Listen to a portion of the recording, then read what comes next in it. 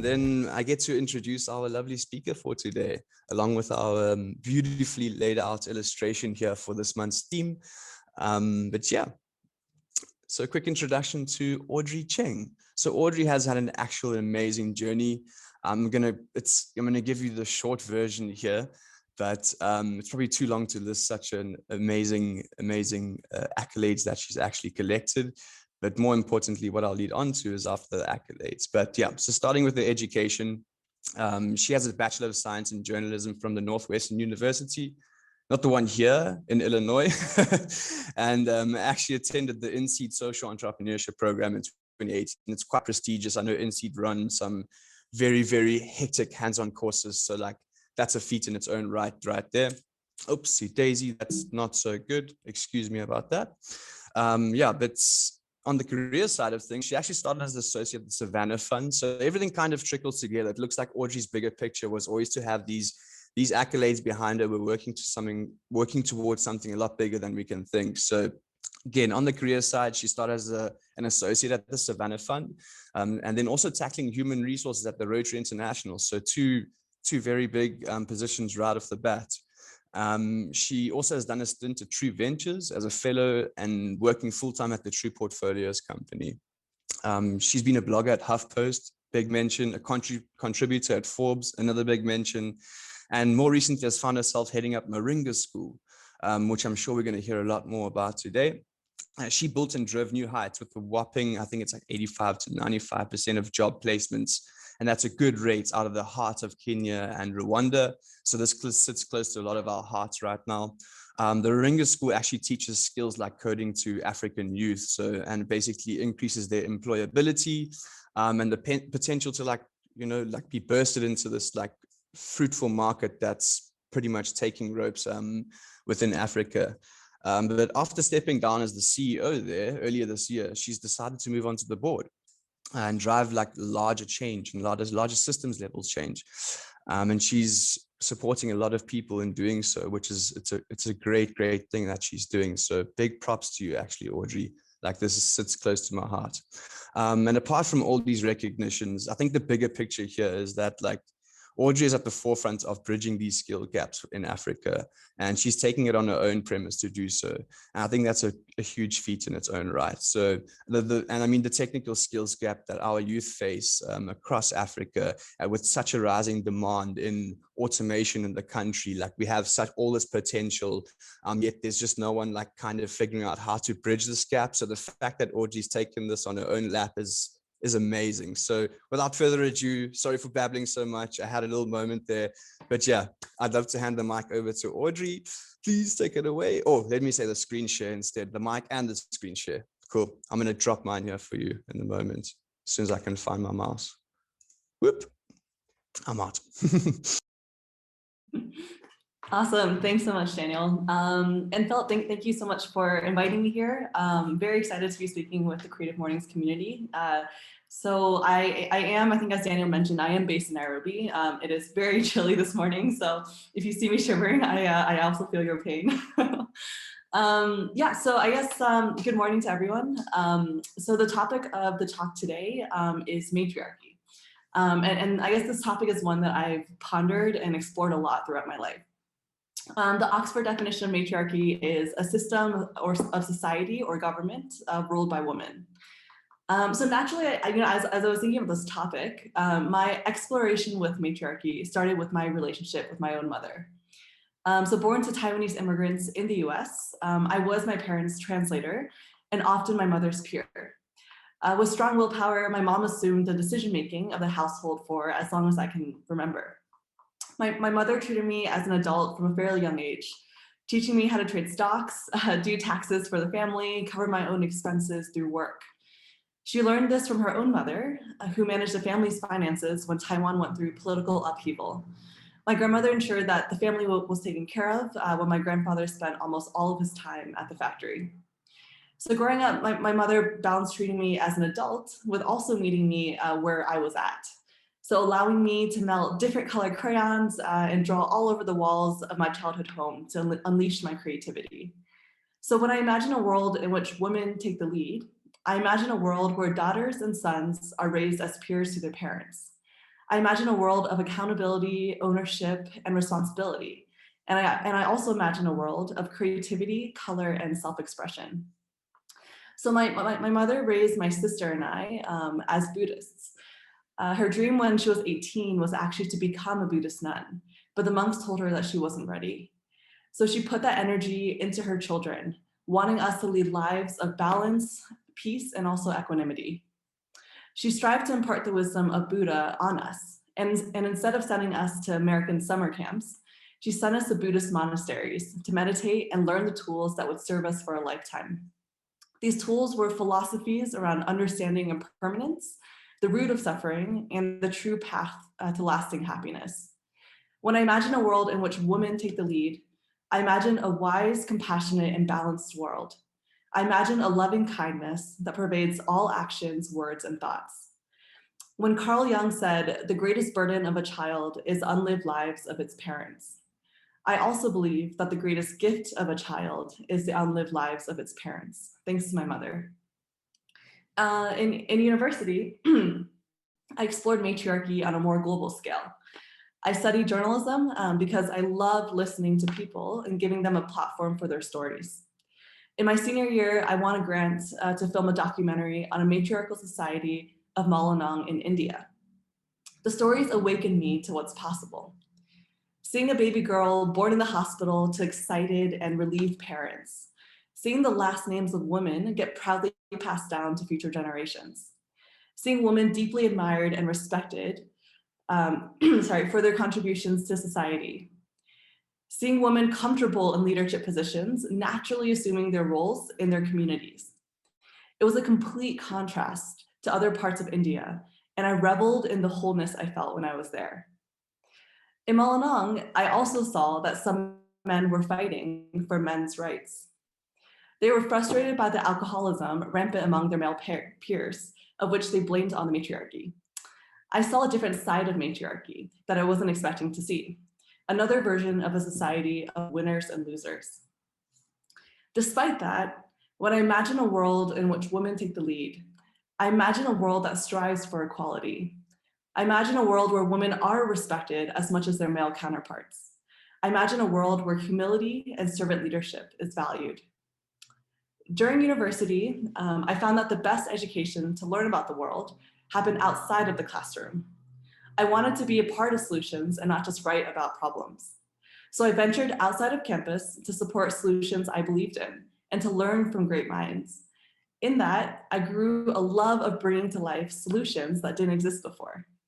In my global health studies on campus, I learned about the injustice of foreign aid and how aid organizations weren't accountable to the populations they serve, and instead focus more on the interests of donors.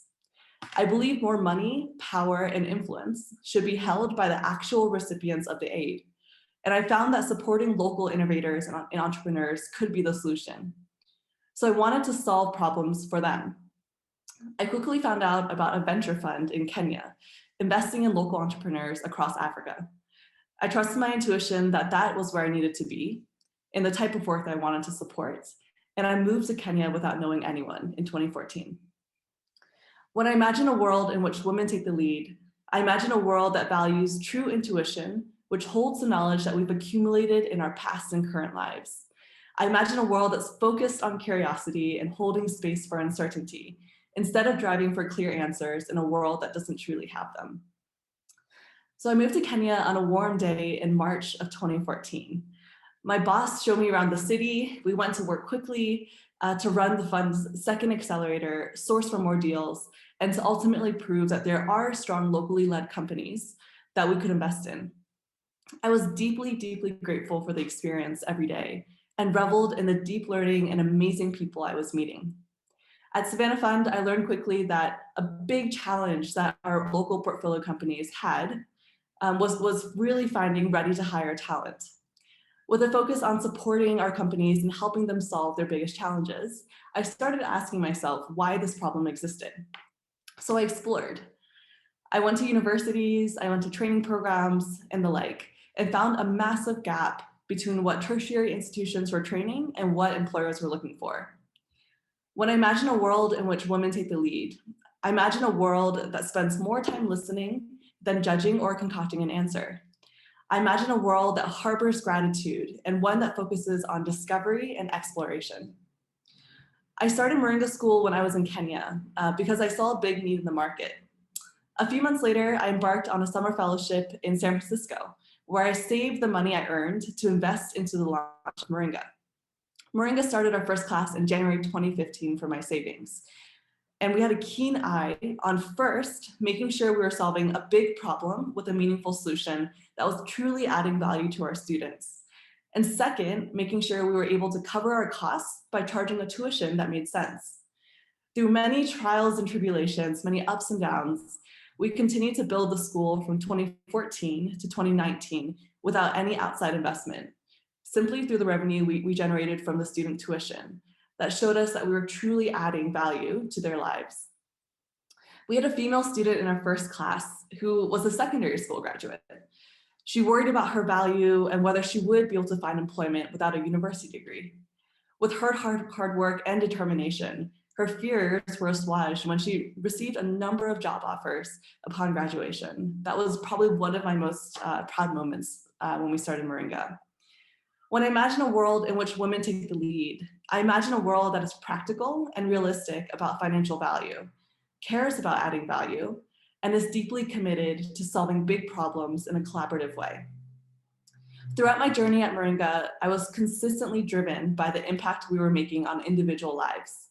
A bad day was quickly turned around when I spoke with a student or team member and was reminded of the important work we were doing to shift people's beliefs about themselves, increase their confidence through the skills that they were gaining, and ultimately guide them into employment. I seldom thought of myself as a uniquely female leader, even though the majority of my meetings, with external investors or partners were with men. During the journey, I was always hungry for more growth. How do I scale myself up as a leader as the company grew so I could be the leader that Moringa needs? How do I uncover what I don't know that I don't know? How do I learn from other incredible women and support other women as I continue down my journey? When I imagine a world in which women take the lead, I imagine a world full of questions. I imagine a world that's growth-oriented and has a desire for building more self-awareness because the real growth work is internal and not external. This past year, when COVID hit, I took a step back. I looked at Moringa and felt internally grateful for our team as they continue to work hard and adapt to the new realities so we could continue serving our students. Halfway through last year, during my annual reflection period, I realized that Moringa had grown to a size that I was deeply proud of and that I knew would benefit from a new leader to drive the next stage of growth. Through days of questioning and waves of uncertainty, I ultimately decided to take a step back. I had grown Moringa to serve students in several countries, brought on incredible local and foreign investors and donors, and engaged with over 100 employers and 100 team members. It was time for me to take a step back so I could also think bigger. When I imagine a world in which women take the lead, I imagine a world that is reflective, allows for multiple journeys and pathways, and allows for time to slow down. I imagine a world that prioritizes awareness and vulnerability over ego. Since March this year, as I moved onto the board of Moringa and started my year of discovery, I've been driven by 4 main learning questions. I've talked with many people who have opened my mind up to possible answers to these questions in South Africa, in Kenya, around the world. I've consolidated lessons of life, spirituality, and philosophy into my weekly blog posts. And I've considered concepts like Wu Wei and living at 80% capacity instead of 110%, as I've learned growing up in the West. I've learned to be kinder to myself, to understand my triggers, and to share more openly who I am with the people around me.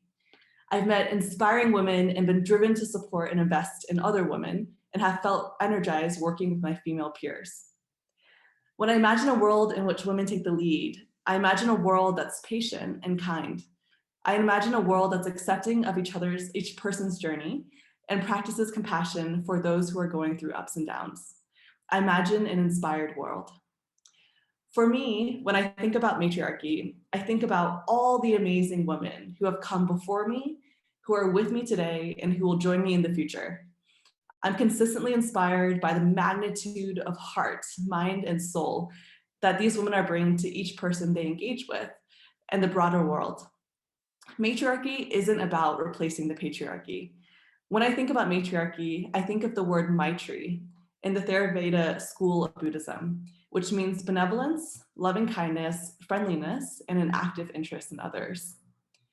For men and women alike, it's about choosing to create a more equal and just world that values compassion, vulnerability, awareness, and humanity. Thank you. That was amazing, Audrey. Thank you so much for that super heartfelt keynote, if you will. Like, man, I think that hits home for a lot of people. Definitely for me, I can definitely say I've got some new realizations and perspectives to go into the weekend too, and also like for the remainder of this year. There's so much interesting to think about now. And again, I appreciate what you're doing for Africa specifically.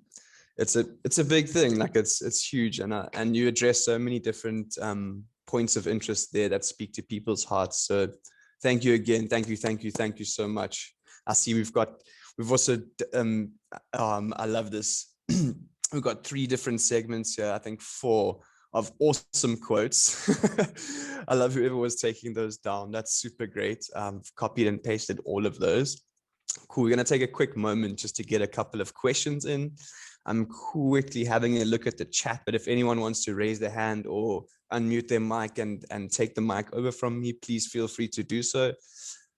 I'm just seeing if we do have any questions in chat.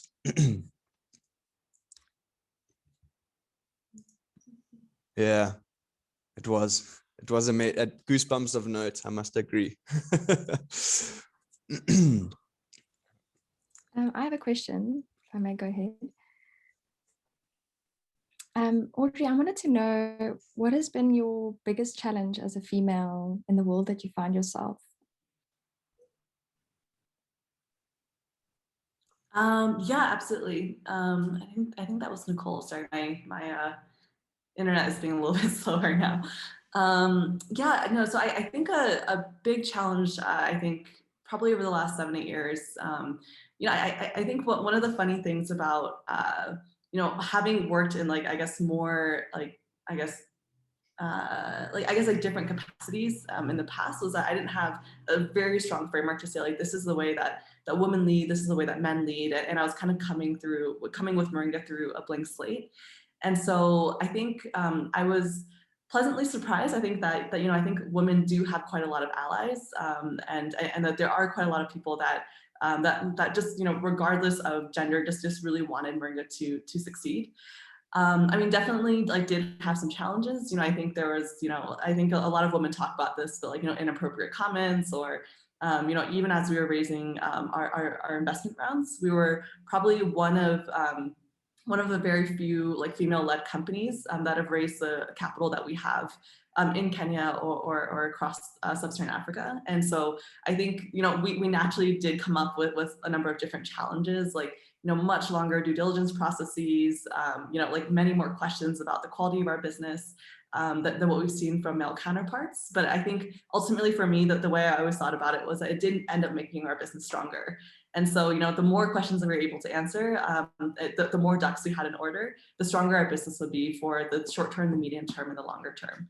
And so I think ultimately, you know, I you know, despite the challenges, I think I'm quite grateful for them because it forced us to learn quite a lot. Amazing.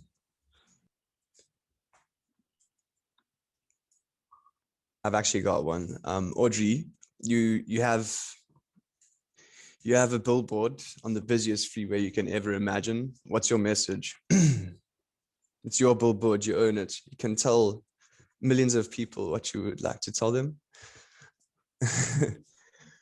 Honestly, you know, I think the phrase that keeps coming up to me recently is just like, be kind to yourself, honestly, because I think you know, we're living this world, and you know, I attended this Dharma talk by this Buddhist monk a few days ago, and he was saying that, look, like in this world, we have so many technological advances, right? We should be living in a world that, where all of our kind of like all of like a lot of hard work is being like automated, that we should be living happier and easier lives today than we did 100 years ago. But for some reason, we have way more depression, anxiety. We have a lot more mental health illnesses, in this day and age than we have had in the past. And so I think a lot of times, I think we my friends, my peers, we put a lot of pressure on ourselves for what we believe that society expects from us and what we expect from ourselves. But I think ultimately, we have a very long life to live, right? I think when we really think more medium term, long term, even the next 5, 10, 20, X number of years that we'll live, we are going to live long lives. And so I think I just hope that people, can be kind to themselves and just realize that, we're all going through different seasons of life, and that will continue to happen, and just to allow for whatever emerges to happen. So. Awesome. Love it.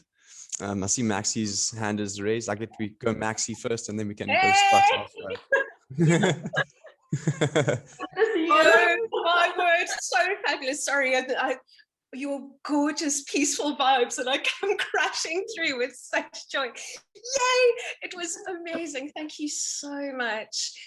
So, quick question, right? Because as a fellow nerd, sorry, I know that just like in terms of your ability to be able to discern what is moving through cultural evolution, but tech as well, is AI is opening up these affordances to us as a species. And in this gap, it just feels like there are things forming around a new operating system that includes more leisure. It's that accomplishment and effort are very different things. So year of discovery, I know how profound you bring intelligence, but also just looking at the horizon. What are you starting to see tinkling and twinkling out there? I guess, Max, to your question, do you mean for myself personally? Do you mean for the world? What do you? So I think both that. I think there's that fractal pattern of what you as an individual, what's exciting you in your own calibration of your own operating system, but how might that magnify out into those of us who adore you, and the neighborhoods and the opportunities that we can open up together. What does that look like for the world and our species as we can kind of go, no, there's a better way to be? Yeah, absolutely. So I guess I can start first by talking about maybe it might be helpful to share like my 4 big learning questions. And again, I think when I took a step back from Moringa, it was actually very hard because, every day was always just packed with like meetings and like moving things forward. And so I think just coming to a halt very quickly and realizing like, wow, okay, like that's not my world and my day-to-day anymore, I think was a pretty big adjustment. And so I think in that first couple of weeks, when I joined the board of Moringa, I actually realized that there are a lot of big questions that were always in the back of my mind that I just didn't have the time to explore. And so I think part of what I'm doing this year is really dedicating the time to exploring, prototyping, researching and learning. And again, just trying to be patient with that process. And so one of my big learning questions, again, they're a little bit all over, but one of my main learning questions is, how do we create true systems change? And so, I think the reality of building Moringa was like, it's amazing that we train thousands of students. Like, I'm extremely proud of that. And at the same time, there's so many more students, right? There's so many more people that are looking for employment. And how do we think on a much larger scale perspective that can impact, thousands, millions more lives, essentially. And so, I think I started thinking a lot more about policy, a lot more about how funders work on a global scale, and how do we actually influence, how do we actually bring decision making, like I said in my talk, to people who are much closer to the ground and people who are frankly like the ones that are affected by the problem itself. And so I think it's a big question that I have of like, how does that currently work today, and how can it work in the future? Another big thing I was thinking a lot about And again, like, this does have to do with the fact that in many of these, like, investor retreats, et cetera, like, again, I was one of a handful of women who were at these conferences or meetings, et cetera. And I just really wanted to understand, like, when investors say, we're not able to find enough deal flow when it comes to, investing in women, like, female-led businesses, I wanted to understand, like, what that actually means. And so me and a couple other friends who are also, entrepreneurs and operators, what we decided to do was start a venture debt fund, which invests in local women and local female-led businesses. And again, just like we're doing the whole due diligence processes ourselves, I'm considering this my prototyping to learn about like why the challenge really is there. And if it truly is around bias, et cetera. And so again, that's like a second stream of what I'm working on. A third one is, I guess, a little bit more personal, which is about how do I actually bring more spiritual practices into different parts of my life. So I think at Moringa, I think Buddhism was always kind of like one part of my life, and definitely didn't practice it as much as I think I should have.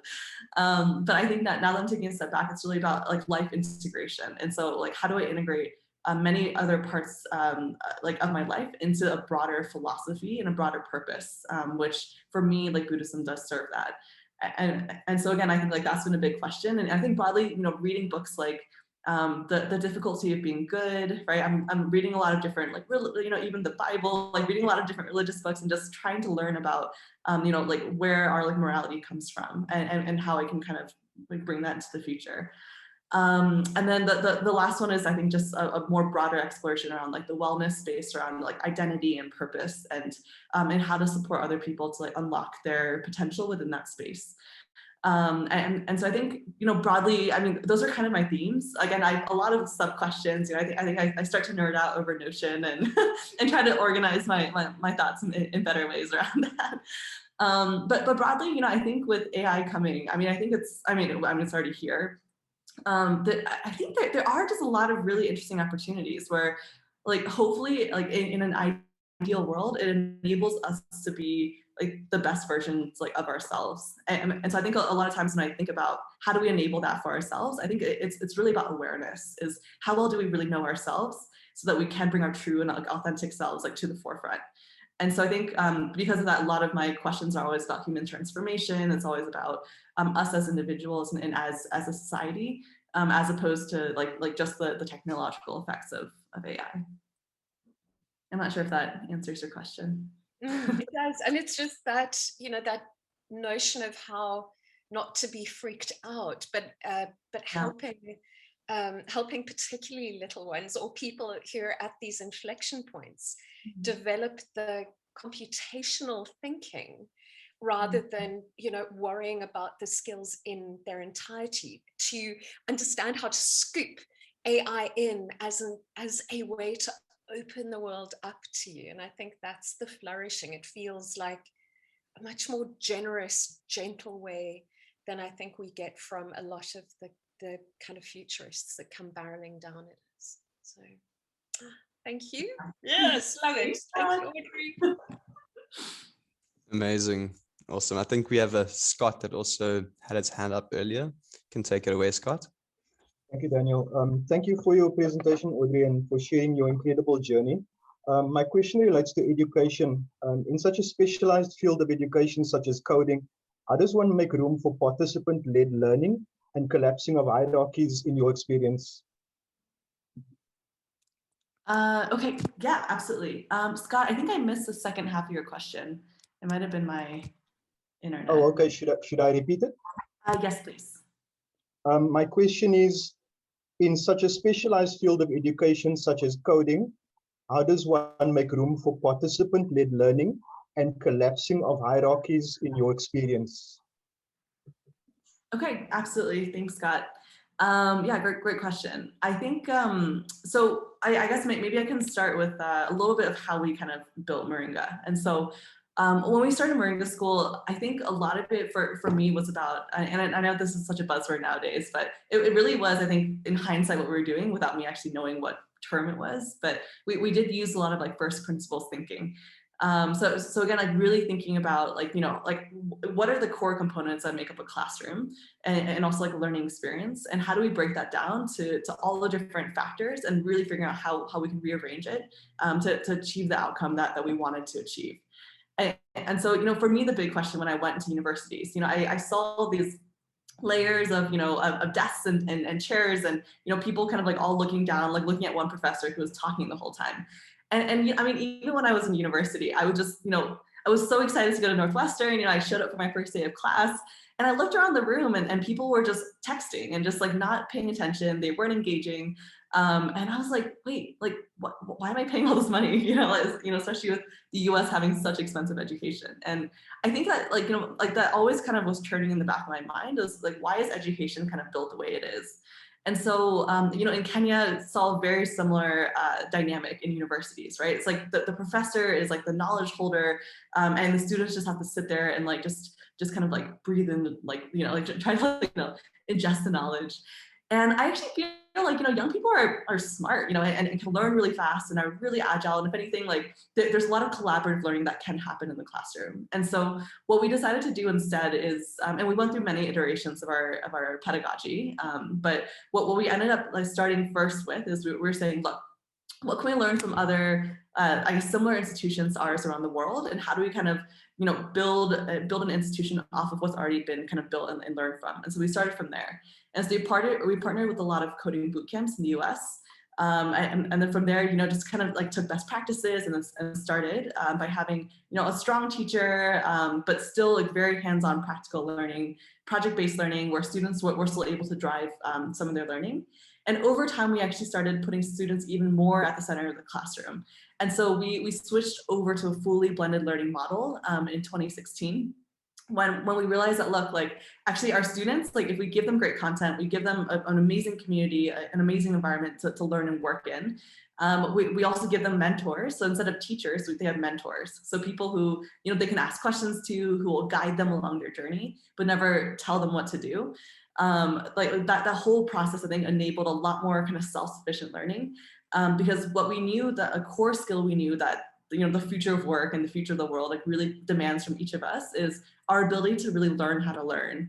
And so it's not simply enough to just have a skill and say, okay, like I have the skill, I'm going to work for like 50 years in the skill and we're good. But if anything, like we're all switching jobs every like couple of years, right? We're all kind of looking at different industries where, we need to keep upskilling ourselves. But I think at the root of that is being really curious about where the world is today and where it's heading, like who we are today and who we want to be in the future, and continue to kind of to work within that like more, I guess a very kind of like accelerated space. And so, our classrooms were essentially built to have students like, in the center of their learning, really owning their learning and driving their learning. And so I think that in and of itself, I think that's really enabled us to get a lot more students into employment and actually stay in employment. Yeah, so Scott, does that answer your question, or was that a little bit? The tangent was great. Thank you, Audrey. Absolutely. Absolutely agree. Super. Love the answers. Love the questions that have come out of today's talk. Everything's been so super interesting. I don't know if we have any other hands being raised currently. If there's any, I don't see any mess. I've kind of been keeping up with the chat. Yeah, I guess it's 9:15. We've had an amazing experience this morning. I'm starting to warm up a bit, starting to feel like, well, my brain's warming up, like getting warm for the weekend. So many new perspectives, so much to think about. Thank you again, Audrey. This is one of my favorite talks, like no jokes. So really, really appreciate you taking the time, and everyone else, like beautiful community that we have going here. It was a small talk today, but I think that we all got a lot out of this. But yeah, thank you everyone. Hope you have an amazing weekend. We won't close the room immediately. You can slowly trickle out if you need to go anywhere. Or if you want to drink your coffee and look at my face, it's also cool. I'm okay with that. But yeah, enjoy everyone. Thank you so much. Thank you for having me. Bye, everyone. Thank you, Audrey.